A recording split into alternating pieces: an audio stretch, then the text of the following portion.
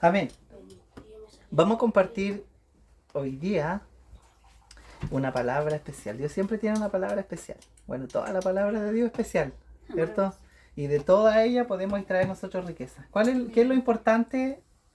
¿Qué es lo más importante de cuando uno lee la palabra del Señor? ¿Encontrar a Jesús ahí? Encontrar a Cristo. Amén. La Escritura, y el Señor dice que toda la Escritura, ¿qué dijo el Señor? ¿Toda la Escritura? ¿Es inspirada? No, toda la Escritura da testimonio de mí. Da testimonio de mí. O sea, cuando uno lee la Biblia, todo tiene que conducirnos a la persona del Hijo de Dios. Aunque hable de un profeta, aunque la palabra esté enseñando, no sé, un tema cultural, aunque la palabra esté enseñando sobre alimentos, aunque la palabra esté enseñando sobre la creación, todo es Cristo. Todo es Cristo y todo nos debe llevar a Cristo. Pero vamos a compartir hoy día un tema que se llama ¿cómo ser un vaso útil? ¿Cómo Dios nos hace vaso a nosotros? ¿Cómo Dios nos hace un vaso útil? Porque la Biblia dice que nosotros, hermanos, no somos instrumentos.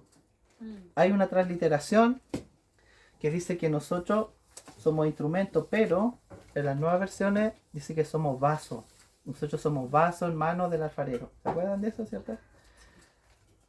Entonces vamos a ver nosotros por qué somos vasos. Y qué es lo que el Señor quiere hacer con nosotros. Porque ¿cuántos de nosotros nos hemos preguntado cuando llegamos al Evangelio, ¿qué quieres que haga yo, Señor, ahora? ¿Cierto? Nos enfocamos en el hacer. Cuando Dios nos salva, cuando vemos todo lo magnífico que Dios ha logrado y que más encima nos ha incluido en su plan, nos ha regalado la vida eterna, todo, decimos, pero ¿cómo yo puedo hacer algo ahora para Dios? ¿Cierto? Tengo que devolverle de alguna manera la mano, po, porque Él hizo tanto, ¿y a qué tengo que hacer yo ahora? Y miren, vamos a leer ahí en Hechos capítulo 9. ¿Qué es lo que habla la palabra del Señor? Hechos 9 del 1 al 6.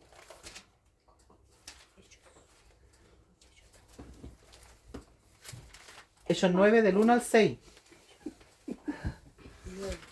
Hechos 9 del 1 al 6. Miren lo que dice la palabra del Señor. Hechos 9 del 1 al 6. Saulo, respirando aún amenazas y muerte contra los discípulos del Señor, vino al sumo sacerdote, miren, y le pidió cartas para las sinagogas de Damasco, a fin de que si hallase algunos hombres o mujeres de este camino, los trajere presos a Jerusalén. Mas yendo por el camino, aconteció que al llegar cerca de Damasco, repentinamente le rodeó un resplandor de luz del cielo, y cayendo en tierra, oyó una voz que le decía: Saulo, Saulo, Joana, Joana, ¿por qué me persigues? Él dijo: ¿quién eres, Señor? Mire. Y él le dijo: yo soy Jesús, a quien tú persigues. Dura cosa te es dar coces contra el aguijón. Él, temblando y temeroso, dijo: Señor, ¿qué quieres que yo haga? Y el Señor le dijo: levántate, entra en la ciudad y se te dirá lo que debes hacer. Señor, gracias por esta palabra. Señor. Gracias, papito. Pedimos tu revelación, pedimos un espíritu de sabiduría para poder comer tu palabra. Tu palabra, Señor, es vida y tu palabra es alimento para cada uno de nosotros. Por eso pedimos, Señor, esto, y pedimos también poder abrir, papá, también nuestros corazones para poder atesorarla en nuestro corazón. En el nombre del Señor Jesús. Amén. Amén. Amén. ¿Cuántos sabemos la historia de Saulo? Sí, ¿cierto? Sí, Tenemos como una noción más o menos de quién fue Pablo. No. Porque Saulo era su nombre antiguo. Igual que Pedro. Pedro no se llamaba Pedro. ¿Cómo se llamaba Pedro? Antes de llamarse Pedro, ¿cómo se llamaba? Pietro. No se llamaba. No me acuerdo. ¿Se acuerdan cómo se llamaba? Espera, no me digas. Se llamaba... Espera, no. ¿Con qué letra empieza? Simón. Simón, ¿se acuerdan? Simón. Entonces Dios siempre... Nosotros cuando llegamos al Evangelio, dice la Biblia que todas las cosas nuevas, o sea, todas las cosas viejas pasan. hasta nuestro nombre. Todo pasa con lo que nosotros nos identificamos, lo que nosotros nos crecemos, lo que nosotros adquirimos desde niños. Dios todo lo trae a la muerte, todo lo trae a la cruz y nos da una nueva identidad, nos da un nuevo nombre, nos da una nueva vida, nos da una nueva creación. Entonces Saulo, ¿qué hacía Saulo? Miren, Saulo tenía 3 elementos importantes. Esta persona era muy importante. ¿Por qué? Porque el Evangelio del Señor, miren, en el Nuevo Testamento son 27 libros del Nuevo Testamento. Y los 27 libros del Nuevo Testamento, que es el Nuevo Pacto, Pablo escribió 14 cartas. Harta, ¿cierto? El resto la escribió Pedro, la escribió Juan, la escribió Mateo, Lucas. Pero Pablo era una persona, era como una argolla al dedo para Dios. Pero en ese momento, ¿quién era Saulo? Saulo tenía 3 elementos. Primero, dice la Biblia que él era una persona hebrea. Él era un religioso, o sea, la religión de Pablo era la religión hebrea, era un judío. De nacimiento el tipo lo enseñaron desde pequeño a los pies de Gamaliel, dice la Biblia, que él aprendió la religión judía. Él era fariseo, de la tribu de Benjamín. Tenía un elemento especial, tenía un elemento único. El tipo se sabía la escritura, se sabía la Torá de tapa a tapa. Había sido instruido por el máximo exponente de la escritura, un erudito, que era ¿quién? Gamaliel. Esa era una parte de Pablo. La otra parte es que él era griego porque era de Tarso, y Tarso se encontraba en la ciudad, o sea, en el país de Grecia. O sea, el tipo, en conocimiento, en intelectualidad, se puede decir, ¿cierto? Era un tipo rápido, era un tipo de pensamientos filosóficos, de pensamientos profundos que buscaba. Él era así, entonces él era capaz de tener conversaciones con personas escueleadas, como se dice. Entonces ese era su segundo elemento que estaba en la persona de Pablo. Y había un tercer elemento que la Biblia enseña que él era ciudadano romano. O sea, se sabía toda la política romana. ¿Qué le parece? Entonces Pablo, miren, la persona de Pablo se componía de 3 elementos. Primero, era de la religión hebrea. Segundo, de la cultura greco-romana o la cultura griega en este caso. Y tercero, de la política romana. Estos tres elementos componían esta persona. Era una persona excepcional. Era una persona que yo creo que daba gusto conversar con él en cuanto a conocimiento, en cuanto a letra, en cuanto a doctrina, en cuanto a cultura. El tipo la sabía toda. Pero había un problema con este hombre. Él creía que estaba haciendo la voluntad de Dios.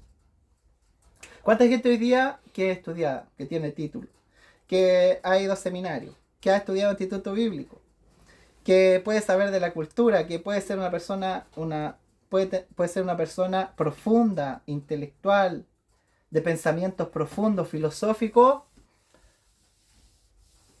pero se encuentra, ¿cómo se encontraba Pablo? ¿Qué se encontraba haciendo Pablo cuando el Señor lo encontró?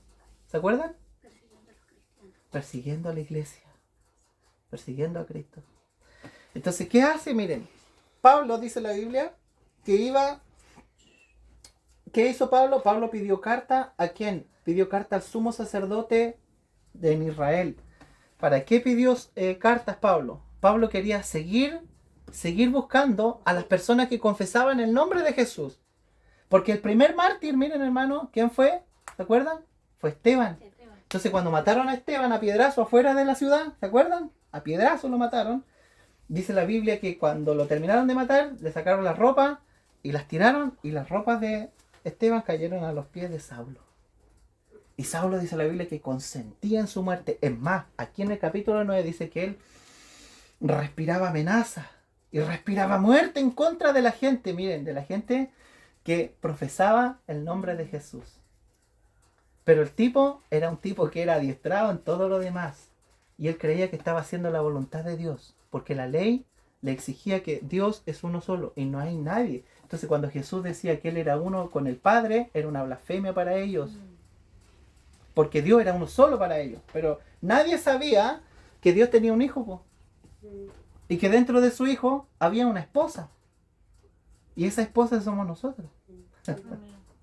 Entonces Pablo se encuentra creyendo que está haciendo la voluntad del Señor y Jesús se le aparece. Y Jesús lo voltea del caballo y queda ciego. ¿Y qué le dice el Señor? Miren, dos cosas. Se le aparece el Señor, versículo 4, y cayendo en tierra oyó una voz que le decía, miren, ¿qué le dijo el Señor? Saulo, Saulo, ¿por qué me persigue? Él dijo, ¿quién eres, Señor? Y le dijo, yo soy, miren, le dijo, yo soy Jesús.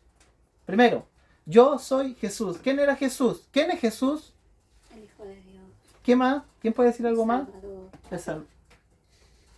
El Salvador. ¿Quién más digo yo? Jesús ¿Qué más? ¿Qué más?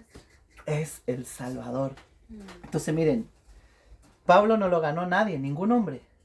Dios directamente lo ganó directamente. Y es más, él dice, yo defiendo mi apostolado, pero yo soy como un abortivo, soy el último de los discípulos. Como un abortivo se me apareció el Señor Jesús. No vivió con él, no tomó un café a lo mejor con él, pero sí, Jesús se le apareció en vivo y en directo. Imagínense la escenita. ¿Y qué le reveló? Dos cosas. Y aquí empieza a revelar la economía neotestamentaria o el plan del propósito eterno de Dios a Pablo. ¿Por qué? Porque Jesús le dice, le revela su nombre y dice, yo soy Jesús, a quien tú persigues. Dos cosas. Jesús es el Salvador. ¿Y cómo se le reveló? Se le reveló como el Salvador. O sea, ¿qué estaba persiguiendo Pablo? Estaba persiguiendo la misma salvación.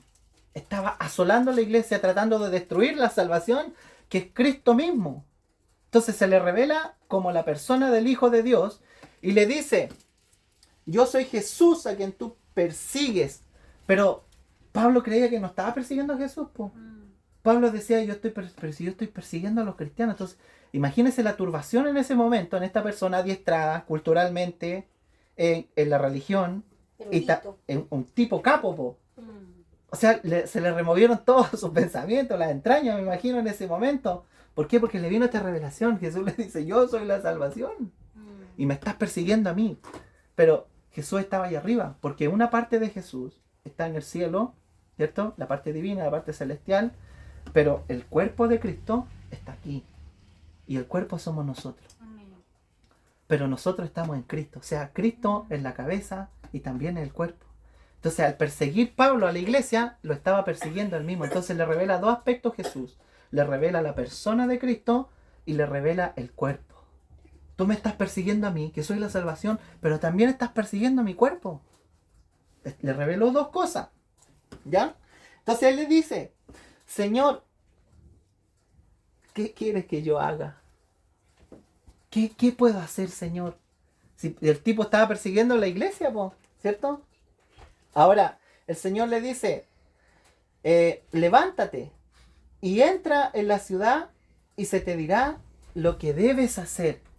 O sea, primero el Señor le revela este aspecto, el tipo queda ciego y entra a la ciudad de Damasco ciego. Dice la Biblia que estuvo 3 días ciego. Y esos 3 días, ¿sabe qué estaba haciendo Pablo? Se puso a orar. 3 días orando. Porque 3 días orando, Pablo, y ciego. Seguidos. Ahora, ¿qué necesitaba Pablo? Pablo necesitaba, ¿qué necesitaba Pablo? ¿Quién puede decir? A Cristo. Necesitaba a Cristo. ¿Pero cómo? Por la oración. Necesitaba comer. Necesitaba comer de Cristo, ¿cierto? Amén. Amén. Miren, nosotros somos el cuerpo de Cristo en la tierra. Ahora, una persona cuando recibe a Cristo, ¿dónde necesita ir? Si una persona usted la gana en una casa, la gana en la calle, ¿esa persona se queda ahí? No, pues. Tiene que asistir a una iglesia, pero tiene 8 nombres la iglesia. Congregación. Sí, pero es un Casa, cuerpo. es un cuerpo, ¿cierto? Unirse al cuerpo. Entonces, ¿qué necesitaba Pablo? Pablo era como una rama fuera del árbol. Estaba seco. ¿Qué es lo que quiere lograr Dios con él? Sin vista. Él estaba ciego y él empezó a recibir esta revelación. Pero miren, Dios tenía una persona en Damasco y había muchos cristianos ahí, pero había uno que se llamaba Ananías. ¿Anaquí? Ananías. ¿Quién era él? Ananías era una persona era un discípulo del Señor. Entonces Dios le habla a Ananías, le dice a Ananías, ¿sabes qué? Tengo un caso aquí que está medio perdido, pero lo voy a tomar. Y el tipo está ciego, así que necesito que vayáis a la casa ya, a la calle que se llama a la derecha, y entra en la casa número tanto, y ahí va a estar Saulo de Tarso, y necesito que le impongan las manos para que recobre la vista y sea lleno del Espíritu Santo. ¿Qué necesitaba Pablo? Miren, Dios escogió a Pablo desde cuándo. Pablo dice, Dios me escogió a mí desde el vientre de mi madre. No me escogió en la eternidad. ¿Por qué dice me escogió en el vientre de mi madre? ¿Se acuerdan que lo habíamos visto? Porque Dios lo hizo nacer en el tiempo, ¿cierto?, que correspondía, y lo hizo nacer, ¿verdad?, en la ciudad, lo hizo nacer en el tiempo, en el año, le dio los padres que necesitaba. Cuando habla de nacimiento de la mamá, se refiere al tiempo, al crono del hombre. Lo hizo nacer en ese tiempo, porque en ese tiempo Dios necesitaba, miren, Dios necesitaba un nuevo vaso. El primer vaso fue Pedro y todos los discípulos que trajeron el evangelio, se lo trajeron a los judíos. Pero ahora, ¿qué necesitaba el Señor? Necesitaba extender a Cristo, po. Papá necesitaba que Cristo se extendiera ¿a dónde? ¿A quiénes? Al resto. ¿Pero quiénes éramos nosotros? ¿Recuerdan? Los gentiles. Entonces necesitaba el Señor, miren, necesitaba un nuevo vaso para los gentiles. Necesitaba un nuevo vaso para llevar el evangelio y la economía de Dios sea completada. ¿A quiénes? A los gentiles.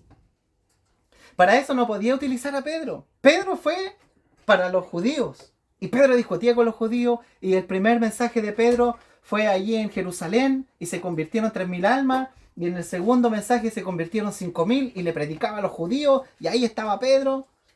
Pero ¿y nosotros? ¿Quién nos predicaba a nosotros? ¿A los gentiles?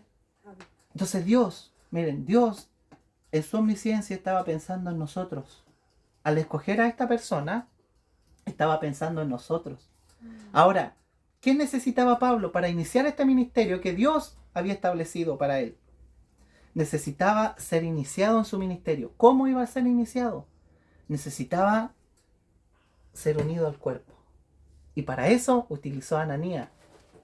¿Y Ananías quién era? Ananías era un pámpano del árbol. Era un miembro del cuerpo de Cristo. Entonces Ananías llega y le dice, hermano Saulo, le dice, el Señor Jesús me ha enviado a ti para que recobres la vista. Así le dice, para que recobres la vista y sea lleno del Espíritu Santo. ¿Qué necesitaba él? Necesitaba ser unido al cuerpo. Porque Pablo andaba por las de él. ¿Cuánta gente camina sin Cristo hoy día? Y cree que se la sabe toda. Y que se puede saber la Biblia y que puede saber de todo, pero camina sin estar incluido en el cuerpo. ¿Para qué está el cuerpo? Para darle inicio en el ministerio a las personas que van llegando. Entonces Ananías inicia el ministerio a través de la visión que le da el Señor, pero con el poder que también ha dado, porque dice la Biblia que el Señor dio todas las cosas por cabeza, ¿a quién? A la iglesia.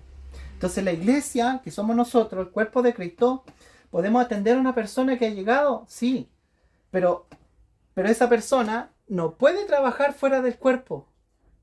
Tiene que ser incluida a Jesús. Pablo necesitaba ser incluido a Cristo. ¿Por qué? Porque miren, todo lo que nosotros hemos vivido. Usted nació en una ciudad.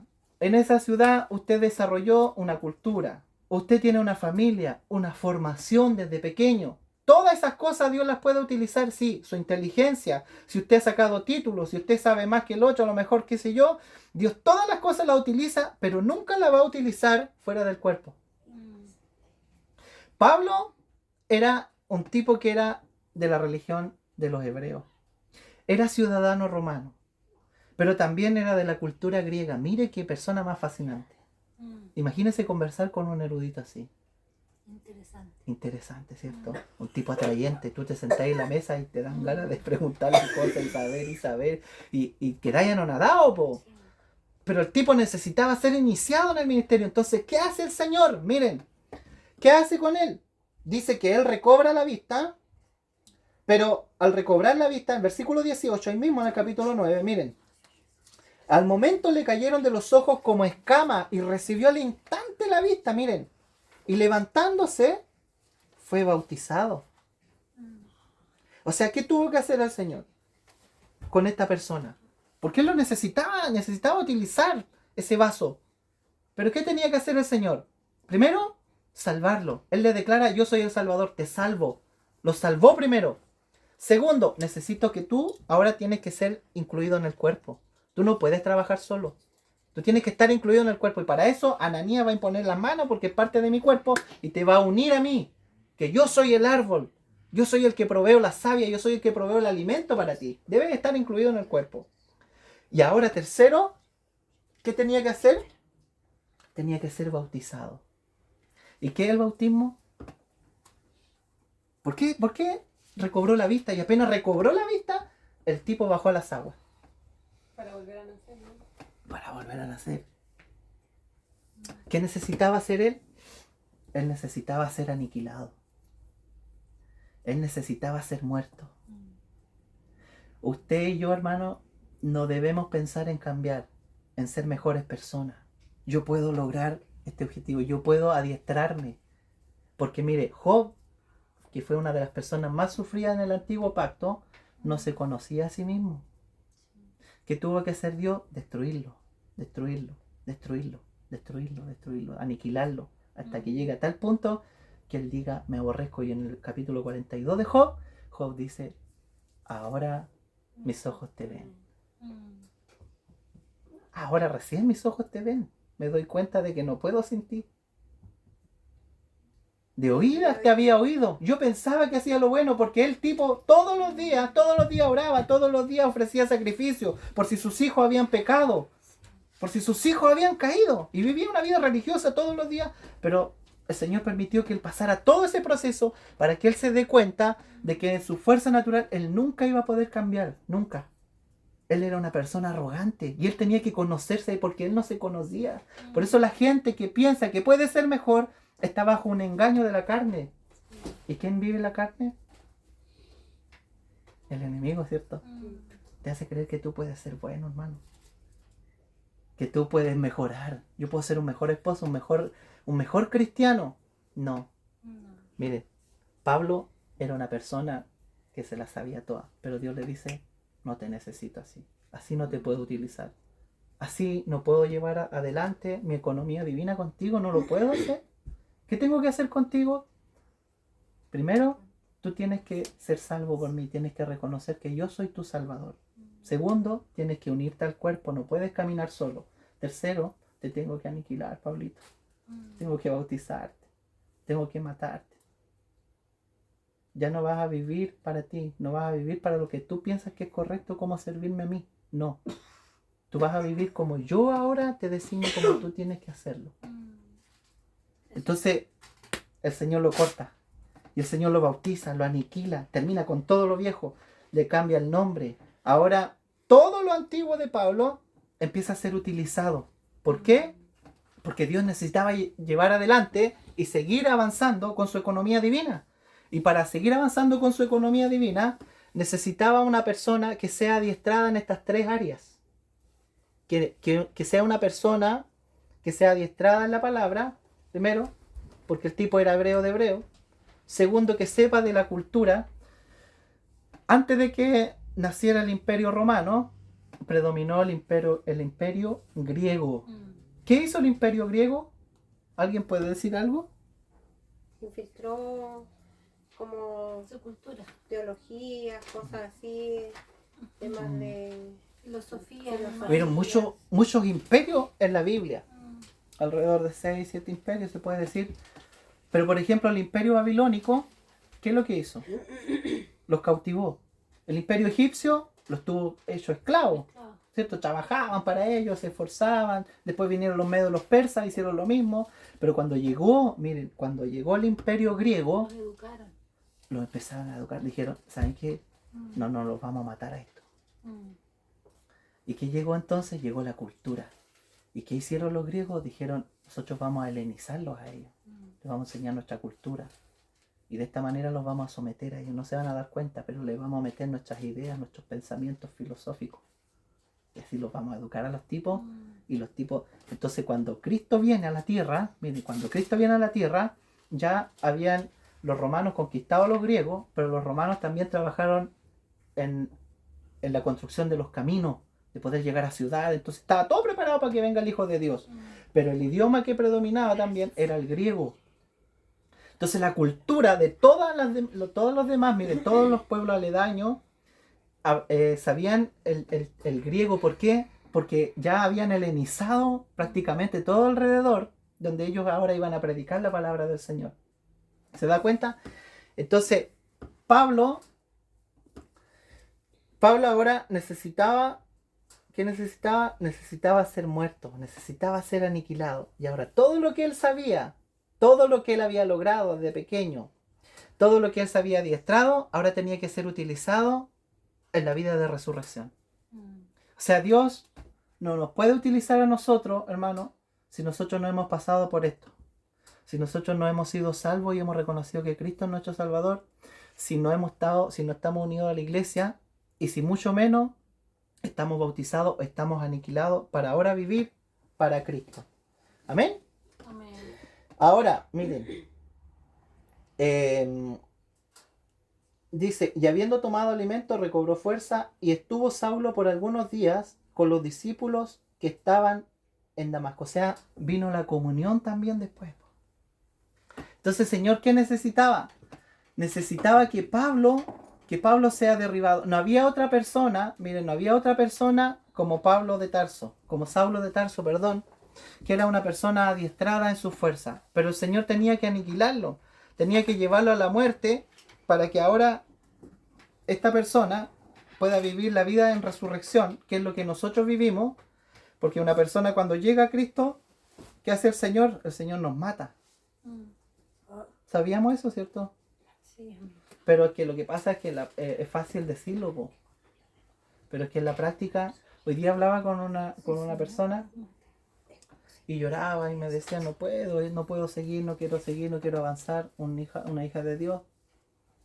Tengo problemas con esto, me vinieron enfermedades, tengo problemas con mi marido, tengo con esto, no sé qué hacer, me he esforzado tanto. Y la gente, miren hermano, lo peor que nosotros podemos hacer es servir a Dios en nuestras fuerzas naturales. Porque el enemigo nos insta eso a nosotros, a que nosotros podemos llegar a ser igual a Dios, pero sin Cristo. Podemos llegar porque es el plan del enemigo. El enemigo dice, cuando uno lee, por ejemplo, Ezequiel, dice, yo subiré ahí a lo alto y me ganaré las regiones del norte y seré semejante al Altísimo. Ese es el deseo del corazón del enemigo, ser igual a Dios, destronarlo, destruir la iglesia. Y Cristo no tomarlo en cuenta. Y eso Él lo siembra, incluso los hijos de Dios, para que nosotros no tomemos a Cristo. Entonces esta persona me decía, pero yo creo en las manifestaciones, creo en esto otro, pero me he dado cuenta que esas cosas no me llenan. ¿Por qué? Porque son distracciones. Nosotros, ¿cuál era el plan de Dios con Pablo? El plan de Dios con Pablo era poder llevar el evangelio y poder llevar el plan del propósito eterno a los gentiles, a nosotros. Porque ¿cuál es el propósito de Dios con nosotros? ¿Cuál es el propósito de Dios? Llevarlo al cielo. Expresarlo a él. Expresarlo a Él, ¿cierto? Eso. Pero dice que al instante Él, miren, en el versículo 20, este es el mensaje. Ahí mismo en el capítulo 9, en el versículo 20. ¿Quién puede leer ese versículo? Amén. Amén. Enseguida ¿Ya? predicaba a Cristo en las sinagogas diciendo que este era el Hijo de Dios. ¿Cuál es el propósito de Dios con cada uno de nosotros? Predicar que Cristo es el Hijo de Dios. ¿Se da cuenta que es simple? Esa es la vida cristiana, hermano. Es lo que Dios quiere. Pero para eso, Dios tiene que destruirnos a nosotros. Y eso es lo que nosotros no queremos. Yo quiero vivir como yo pienso que es el Evangelio. Saulo así lo vivía y creía que hacía la voluntad de Dios. Es más, el tipo le dijo a los principales de la sinagoga, denme en carta, cabrón, denme en carta, denme en autorización. Estoy respirando muerte, estoy deseando ir a buscar más gente del camino que creen en Cristo. Y así el religioso, cuando usted habla de Cristo, el religioso se levanta y dice, ¿por qué no guardas la ley? ¿Por qué no guardas la doctrina? ¿Quién es tu pastor? ¿A qué iglesia perteneces? ¿Cuál es tu denominación? ¿Le he preguntado eso alguna vez? ¿Cierto? Sí. Porque eso hace el enemigo. Y el enemigo es sutil, hermano, es sutil. Pero nosotros predicamos ¿a quién? A Cristo. Hablamos del Hijo de Dios. Porque hemos sido muertos a todas esas cosas. Y hoy día todo lo que hemos aprendido anteriormente, hemos estudiado, hemos escudriñado la Escritura, sí, pero la mal utilizábamos, heríamos a la gente. La palabra de Dios no es para golpear. La palabra de Dios no es para juzgar, para condenar a los hermanos. La palabra de Dios es para alimentar. Para eso es la palabra del Señor. Cuando uno habla de Cristo, habla de un alimento. Y la persona lo ingiere y la persona es alimentada. Y es atraída solamente por Cristo. Nosotros no podemos depender de personas. Y después conversaba con un hombre también y me decía, ¿cómo lo puedo hacer? Yo quiero ser mejor.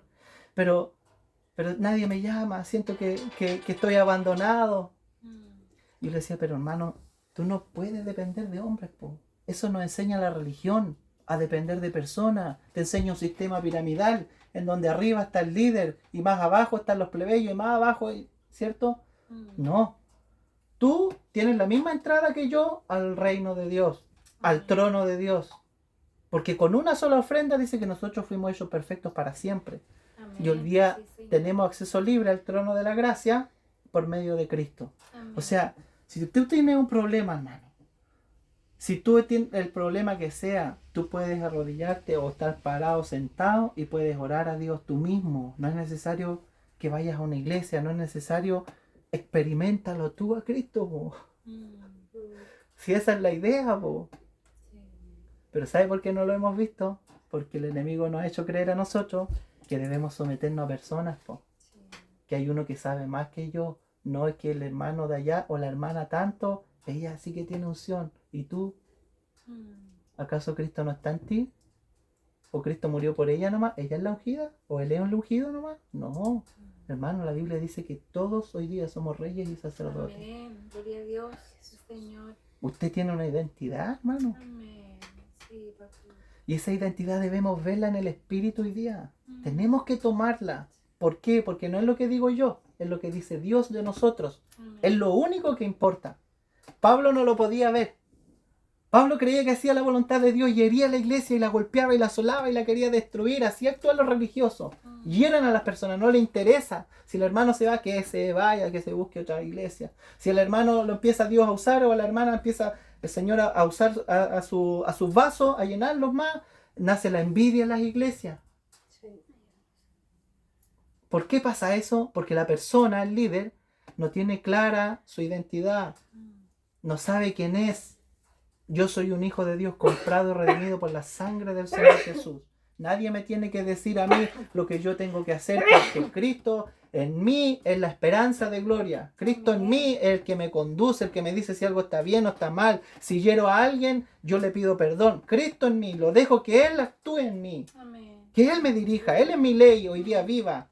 Él es la palabra viva, la palabra eficaz. No es una letra muerta escrita en un libro, sino que es Cristo en mí, es el Evangelio.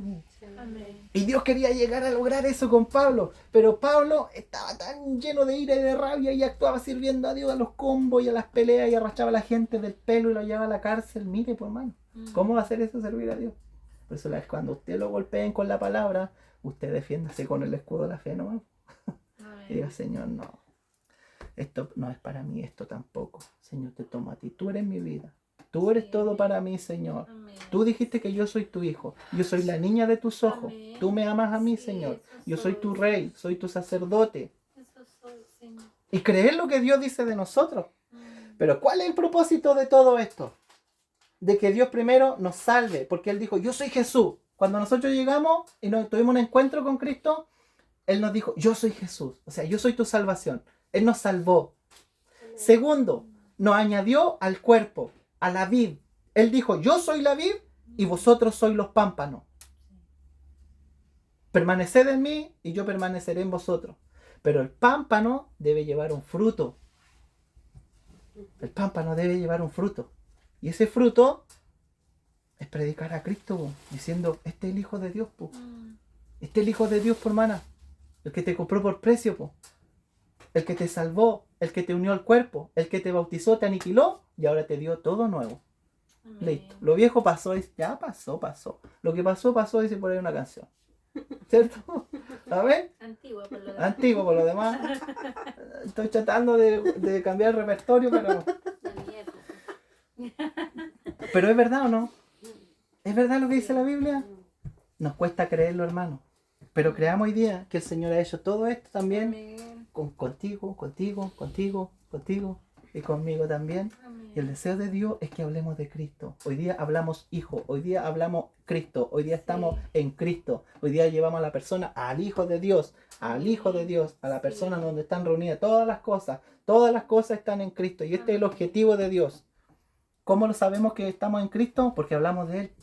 Cuando no estamos en Cristo hablamos de doctrina, hablamos de manifestaciones, hablamos de la ley, hablamos de comportamiento, hablamos de conducta, hablamos de filosofía, filosofamos, discutimos doctrina, discutimos, hay concilios, hermanos, hay entrevistas que se juntan a decir, hoy la salvación aquí, no, la fe esta, no, esto es... Hermano, ¿qué es eso? Son distracciones de los hijos de Dios, los distraen de la persona del Hijo de Dios que es Cristo. Hoy día Amén. hablamos Cristo. Usted si habla a alguien, llévelo a Cristo, háblele de Cristo. Amén. Ese es el objetivo. Amén. Amén. Esta ha sido la palabra para hoy, hermanita. Gracias, Señor.